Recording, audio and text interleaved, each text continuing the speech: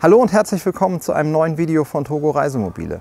Heute zeige ich euch den Pössl Campstar mit allen seinen Details. Wir haben so viel Nachfrage nach dem Produkt, dass wir gedacht haben, ihr habt es verdient, ein Update zu erfahren, wo der Campstar steht, wann es losgeht mit der Produktion. Wir wissen heute die konkreten Preise. All das und ganz viele Details, die wir schon zeigen dürfen, seht ihr in dem heutigen Video vom Pössl Campstar aus dem Modelljahr 2022. Viel Spaß dabei und genießt mit mir, was der schon alles kann.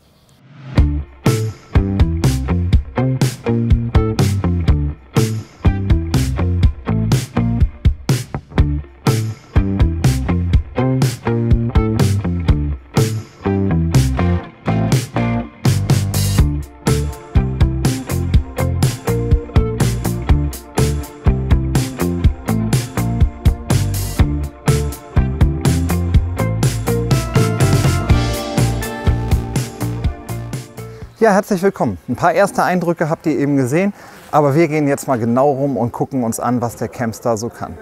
Viele von euch warten ja schon sehr, sehr lange auf die Infos, die heute kommen. Zum Ende des Videos kann ich euch auf jeden Fall nochmal die Preise verraten. Wen nur die Preise interessieren, der kann einfach unten an den Bookmarks vorspringen. Da könnt ihr genau sehen, wo es um Preise des Fahrzeugs geht. Ja, warum hat der Wagen so lange gedauert? Weil Pössl hier einen relativ komplizierten Weg geht und gesagt hat, wir bauen nicht nur ein neues Auto, wir nehmen nicht nur für uns ein neues Chassis, sondern wir bauen einfach eine ganz neue Dachproduktion. Und das ist eben nicht so einfach, das aus dem Boden zu stampfen. Aber jetzt sind wir endlich an dem Punkt angekommen, die Dächer sind von Mercedes genehmigt, die passen, die sehen schick aus.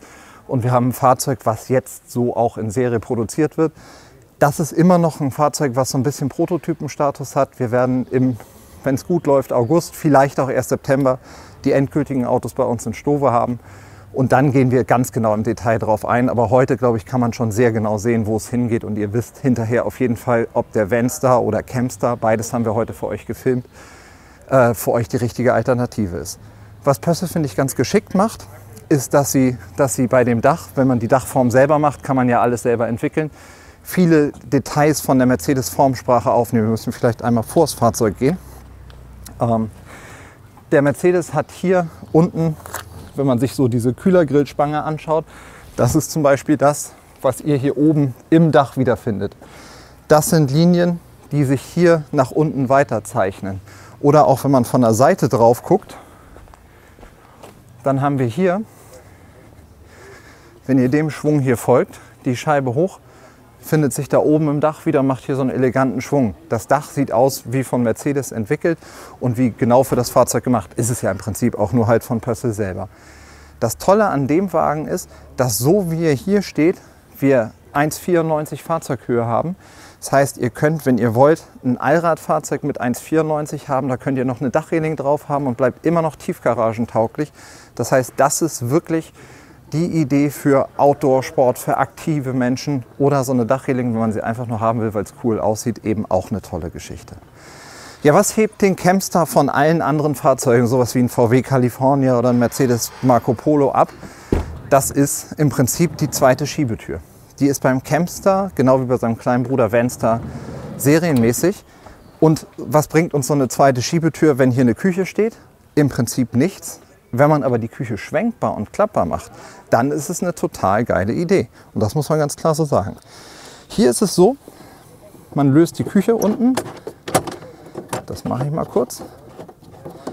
Und dann kann man sie einfach rausnehmen. Und dann ist das alles mit so einem Federmechanismus einmal, ist relativ gut unterstützt, einmal rausschwenken. Und damit sie dann eben hier unten auch vernünftig steht, löse ich am Ende das Bein, schraube das wieder fest und habe die Küche vom Fahrzeug hier draußen und kann im Prinzip draußen kochen. Das ist ja das, was wir bei seinem Citroën-Bruder Campstar, das ist ja mit dem E hinten und nicht mit dem A hinten, auch schon haben. Da könnt ihr die ganze Küche rausnehmen.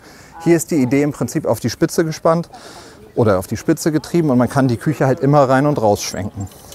Man sieht schon, ich bin jetzt sehr groß, das ist absolut Arbeitshöhe für mich. Ich habe hier einen Gaskocher, zweiflammig, riesengroße Töpfe passen da drauf. Also wenn ihr mit einem Angeltrupp irgendwo am Wasser seid oder am Paddelcamp, weil wir so ein cooles Auto mit Dachträger haben, ihr könnt hier Nudeln für die ganze Gruppe drauf kochen. Das ganz normaler kleiner Wasserhahn. Das ist halt wie typisch in diesen, ich nenne das mal Vanline-Autos, ein normaler Küchenblock. Was cool ist, also da musst du bitte einmal kurz mit hier rumkommen, wenn man die Küche rausgenommen hat, die Kühlbox wird hier von der Seite geöffnet. Das heißt, ihr könnt die Kühlbox von hier öffnen und kommt so wunderbar von draußen dran, ohne dass man mit nassen Füßen oder schmuddelig immer ins Auto rein muss. Und zurück geht das Ganze, hoffentlich, achso, bevor wir es reinstellen, können wir noch mal gucken. Wir haben hier eine kleine Besteckschublade. Da dürfte genau der Gaskasten drin sein. Passt eine 2,8 Kilo Gasflasche rein, wie ihr sehen könnt. Und hier, genau, da denke ich, wird in der Serie wahrscheinlich noch ein Zwischenboden reinkommen, dass man da Stauraum hat. Wie gesagt, das Auto ist noch nicht 100% so, wie es am Ende kommt. Zurück geht das Ganze aber genauso einfach. Einmal unten den Fuß lösen, den hochschieben und dann wird einfach hochgeklappt. Da habe ich 4 Federunterstützung mit dabei. Und dann rastet er nachher in der Serienvariante hier fest mit ein. So, da gehört er hin. Noch braucht er ein bisschen Hilfe. Nachher funktioniert das von alleine. Und so kann ich den ganzen Küchenblock wunderbar auch von innen benutzen. Ja, wir machen die Schiebetür mal zu, machen uns das Dach hoch und gucken mal, was der Campstar von innen so kann. Herzlich willkommen im Inneren vom Pössl Campstar. Ja, was unterscheidet den Wagen von seinem kleinen Bruder, dem Campster mit E hinten drin auf Citroën Space Tourer Basis? Im Grunde genommen ist natürlich klar, das Basisfahrzeug ist ein komplett anderes. Das Witzige ist, dieser Wagen ist 5,11 Meter, der Campstar ist knapp unter 5 Meter. Der Innenraum bei Mercedes ist aber eine ganze Ecke größer. Und man merkt es im Prinzip, wenn man drin sitzt, schon, dass der Wagen etwas breiter ist. Das ist natürlich im Stadtverkehr manchmal auch schlechter. Dass er etwas länger ist, dass er eben auch etwas flacher ist. Insgesamt, glaube ich, aber entscheidet sich das vor allem über das Basisfahrzeug, was man haben will.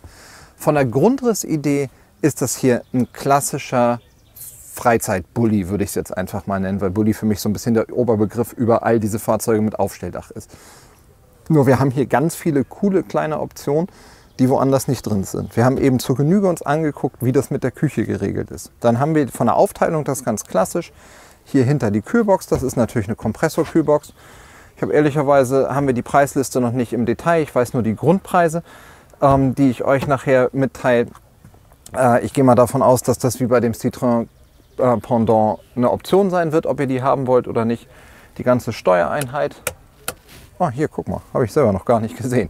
Man entdeckt doch hier eine indirekte Beleuchtung, USB-Steckdosen. Was haben wir hier noch? 12 Volt und 230 Volt.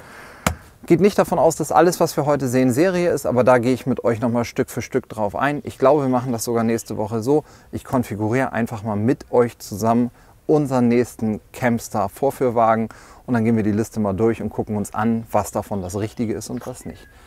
Was hier ganz toll ist, ist, dass das Pössl eigene Dach, wenn du einmal nach vorne den Schwenk nimmst, ich stelle mich mal am besten mit euch hier hin, dass wir hier richtig viel Luft und Licht reinbekommen. Ich habe letzte Nacht das erste Mal in einem Auto mit Aufstelldach auf einem Ducato drauf geschlafen und da waren viel kleinere von diesen Fenstern drin und das war mir tatsächlich zu wenig, weil es warm war. Hier ist es ja, eigentlich ist es wie ein Safari-Auto, weil man wirklich draußen ist, man kann rundrum rausgucken und man braucht gar nicht mehr unbedingt diese Cabrio-Option, wobei die der Wagen sogar auch hat. Also ihr habt hier unten drunter noch einen zweiten Reißverschluss, wo man das Ganze öffnen kann und auch komplett nach oben klappen kann und dann komplett frei hat. Aber mit den Fliegengittern so groß hier rundherum ist das, glaube ich, schon nahezu ausreichend so. Ich wüsste gar nicht, wofür man das noch komplett aufmachen soll. Eine Besonderheit bei dem Fahrzeug ist, dass wir ein Lattenrost haben, was ihr in der Härte verstellen könnt. Das gibt auch noch verschiedene Varianten. Das wird so 5 bis 10 verschiedene Stufen haben. Das heißt, wenn da so ein zarter Markus drauf liegt, stellt man das lieber etwas härter ein. Wenn meine Kinder drauf liegen, stellt man es lieber etwas weicher ein. Und alle Schritte zwischen leicht und schwer, alt und jung, empfindlich und unempfindlich, Prinzessin auf der Erbse oder Outdoor-Schläfer, finden ihren Schlafkomfort. Und durch das eigene Dach haben wir es oben dicker. Das heißt, wir können auch verschiedene Matratzenstärken draufpacken. 3 bis 5 Zentimeter. Das sind Riesenunterschiede zu den Fahrzeugen, die man sonst so haben kann, wo ihr immer nur punktelastisches Lattenrost habt, was in der Härte 0 verstellbar ist. Und darauf dann eine dünne Matratze. Und in den meisten Autos mit Aufstelldach muss man halt mit einem Topper arbeiten. Und das hoffen wir hier zumindest für viele Leute darauf verzichten zu können. Ja, in die Stauräume hier hinten gucken wir gleich von hinten noch mal rein. In dem Wagen haben wir jetzt hier eine Schlafbank. Den Topper, den wir oben verhindern, glaube ich, braucht man da schon, um zu schlafen. Ich baue euch einfach mal auf, wie das Bett hier aussieht. Grundsätzlich ist das ganz einfach gemacht. Hier oben muss einfach nur umgeklappt werden. Einmal entriegeln, dann klappt das nach hinten. Andere Seite auch entriegeln. Dabei fallen hier die beiden kleinen Öffnungen auf. 2 Isofix-Öffnungen, das heißt, der Wagen hat serienmäßig Isofix auf beiden Positionen hinten. Und dann haben wir hier das Fußende für das Bett. Das wird hier eingehakt und dann ist da eine Stütze dabei, die einfach nach unten sich aufstellt. Und dann haben wir hier das zweite Teil. Da muss man so ein bisschen gucken, dass man es richtig positioniert. Dann kann man es reinklappen und dann hat man hier unten auch die Stütze, um es nach unten aufzustellen. So, alles fest. Ja, und dann hat man hier unten das feste Bett. Das ist, denke ich, eine Lösung, eigentlich wie beim kleinen Bruder auch. Wenn man hier unten dauerhaft schläft, dann denke ich, kommt man um einen Topper nicht drum herum. Wenn man es normal als Notbett nimmt und meistens eigentlich eher oben schläft, ist es eine tolle Lösung, so wie es ist. Insgesamt aber auf jeden Fall, durch das Mehr an Breite wird auch das Bett ein bisschen breiter sein als in den anderen Fahrzeugen. Aber da müssen wir leider noch ein bisschen abwarten, bis wir entweder die konkreten Maße bekommen oder endlich die ersten Autos bei uns haben. Wir sollten jetzt noch mal einen Blick von hinten in den Kofferraum werfen und schauen, wie das Ganze dort aussieht, ob man da vernünftig verstauen kann und was sich so in den Schränken verbirgt. Und dann, glaube ich, sind wir schon einen ganzen Schritt weiter, was den Purcell Camstar angeht. Und schauen wir am Ende noch mal in dieses super schicke Cockpit, was ich schon sehe. Und dann haben wir einen ganz guten Eindruck, was da so passiert. Ja, und wenn das Bett hier abgebaut ist, habe ich einen riesengroßen Stauraum hier hinten mit drin. Zum einen den Schrank, da haben wir jetzt die Bank davor geschoben, von vorne gut zu beladen. Den hinteren Schrank von hinten vernünftig zu beladen. Und dann werden wir hier noch kleine Fächer haben. Ach nein, guck mal, das ist sogar relativ groß. Guck mal, ich lerne mit jedem Video, lerne ich mit euch mit. Und hier vorne, dahinter ist der Radkasten. Das ist das kleinere, was ich eben eigentlich erwartet hatte. Davor versteckt sich dann die ganze Bordtechnik. Und so kann man natürlich die Sitzbank auch auf jeder Position einrasten und auch deutlich weiter vorne. Und umso größer ist eben auch der Stauraum hinter der Sitzbank.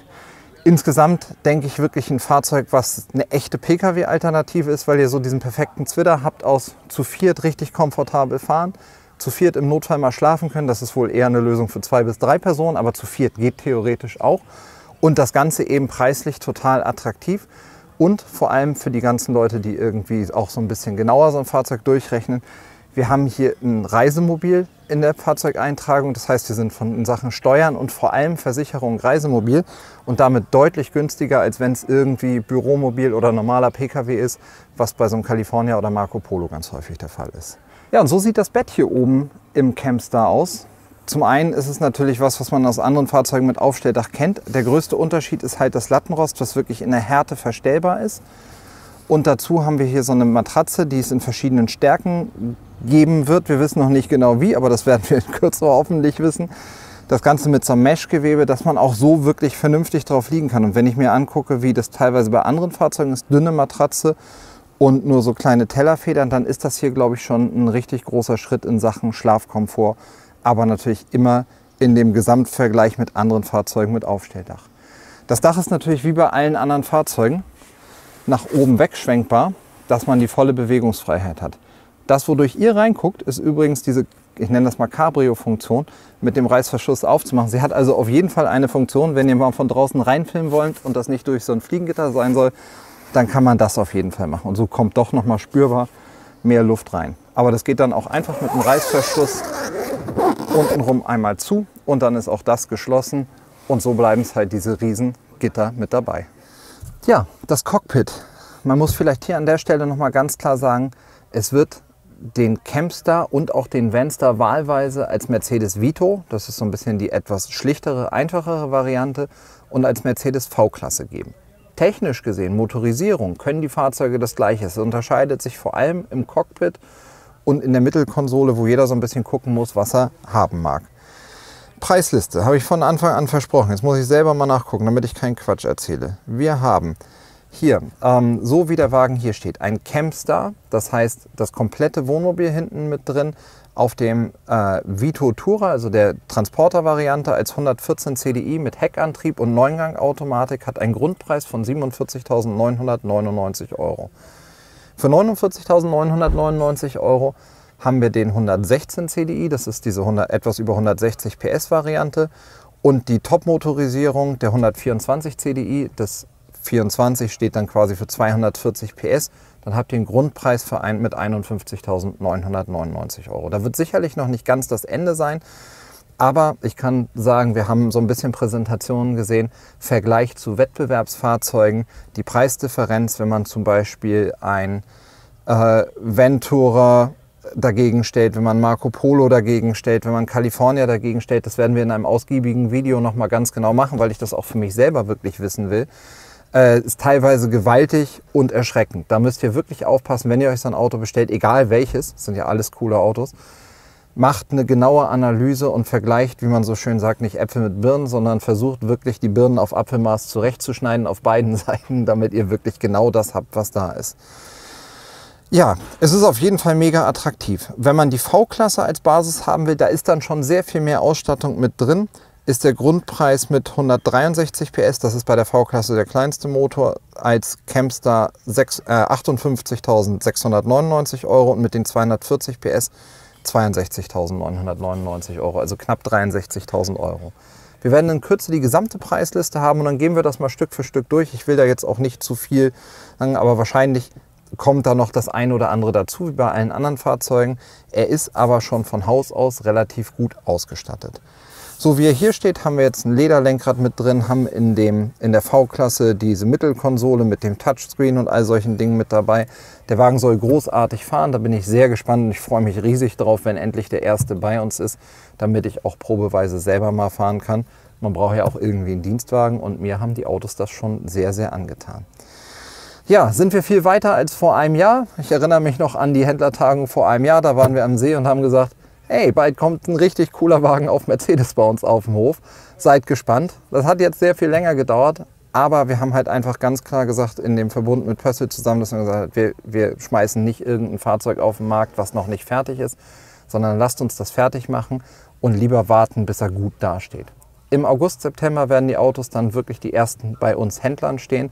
Da könnt ihr das alles ganz genau anfassen. Bis dahin müsst ihr euch leider mit solchen Dingen wie den Videos von uns begnügen. Aber wir versuchen euch mit allen weiteren Details zu versorgen. Und tatsächlich ist es so, dass von nun an wir den Campstar bestellen können.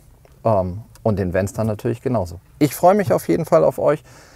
Seid gespannt, was sonst noch so kommt. Viel Spaß mit allen weiteren Videos und vor allem mit dem Venster, der kleinen Alternative zu dem Pössl Campstar. Bis bald. Alles Gute, ja, und bis bald.